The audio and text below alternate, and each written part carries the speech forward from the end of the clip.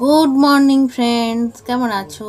আশা করি সকলে ভালো আছো। তো আমিও খুব ভালো আছি। চলে এসেছি নতুন একটা ব্লগ নিয়ে। তো এখন আমি বাপের বাড়িতেই রয়েছি, এখনও যাইনি শ্বশুরবাড়ি। তো কালকে তো দেখলে যে আমরা বিরিয়ানি বানাচ্ছি দুই বোনে মিলে। তো আজকে হচ্ছে নিরামিষ।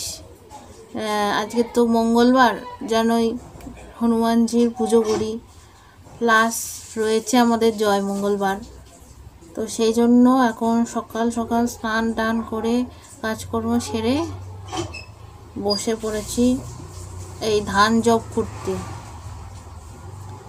তো জয় মঙ্গলবারে তো আমাদের এই ধান জব খুঁটে কলা দিয়ে তুলসী পাতা দিয়ে 17টা তুলসী পাতা, 17টা জব, 17টা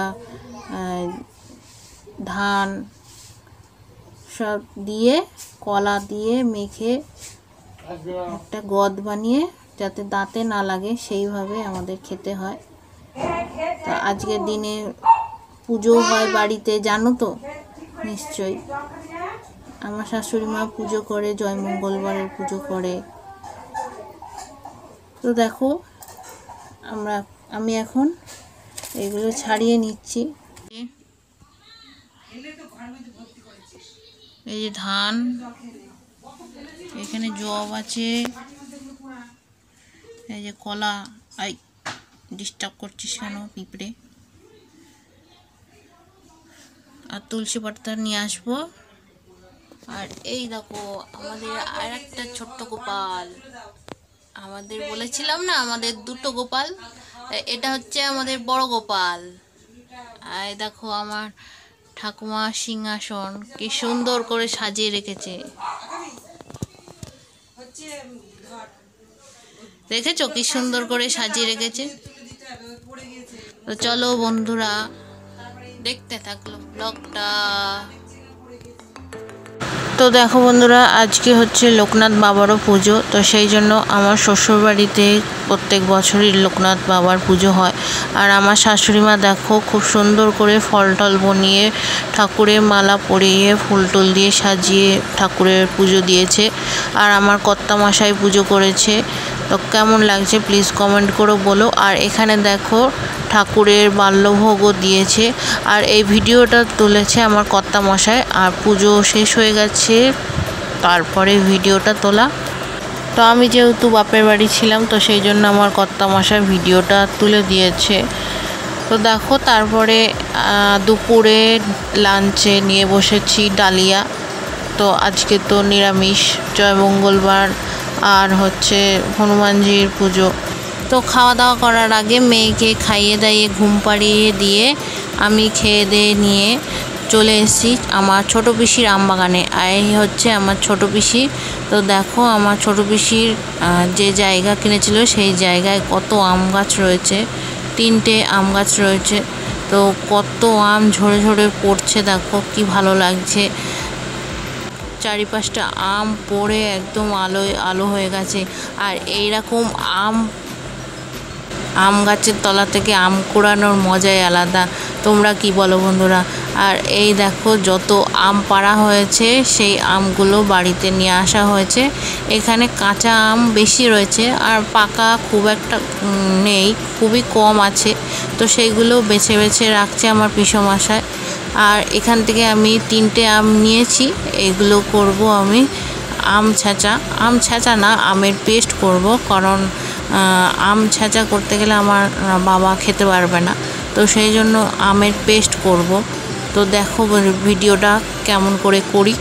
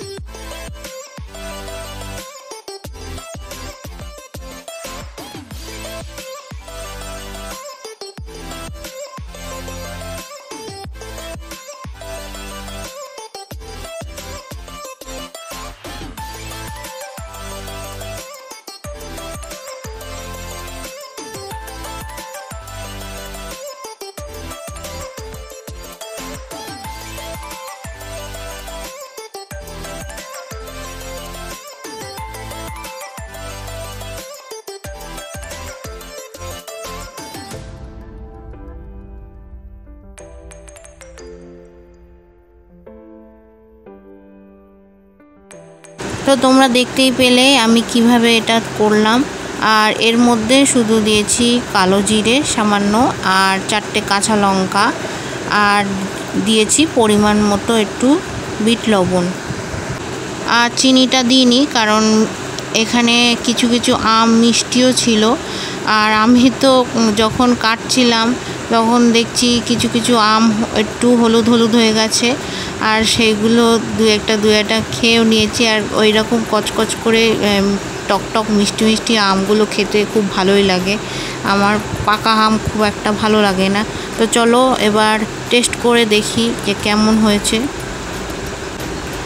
আর এটা খেতে জাস্ট দারুণ হয়েছে, একদম টকটক মিষ্টি মিষ্টি ঝাল ঝাল, খুব সুন্দর লাগছিল। আর এই গরমে এইরমভাবে করে খেলে দারুণ লাগবে, জানো তো। তোমরাও বাড়িতে এরমভাবে ট্রাই করো, আমি বলছি খুব ভালো লাগবে এরমভাবে খেতে।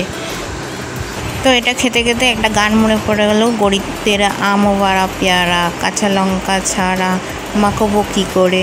ওই গানটা খুব মনে পড়ে গেল, অনেকে হয়তো গানটা শুনেছে। তো আজকের মতন ভিডিওটা এইটুকু। টাটা বন্ধুরা, ভালো থেকো।